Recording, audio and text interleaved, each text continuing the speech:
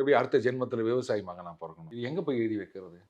இல்லை, எப்படி இது நடக்கும் எனக்கு தெரியலையே. இப்படி தான் நிறைய பேர் சொன்னாங்க. வடிவேலு மாதிரி தான் சொல்லணும், நம்ம ஆத்துலேயே சாப்பிட்டுக்கலான்னு சொல்லியிருப்பாளே அப்படின்னு.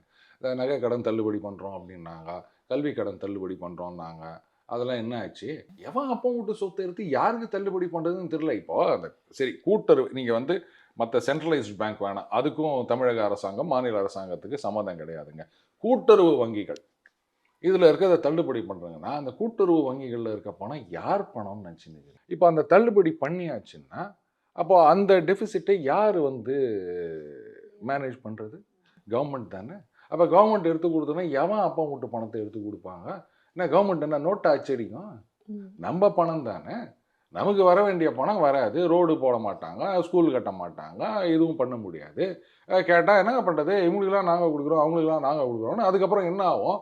விவசாயிகளை பார்த்து இவங்க பொறாமைப்படுவாங்க, இவங்கள பார்த்து அவங்க பொறாமைப்படுவாங்க. ஒருத்தர் ஒருத்தர் பொறாமைப்பட்டுக்கினே இருக்க வேண்டியது தான்.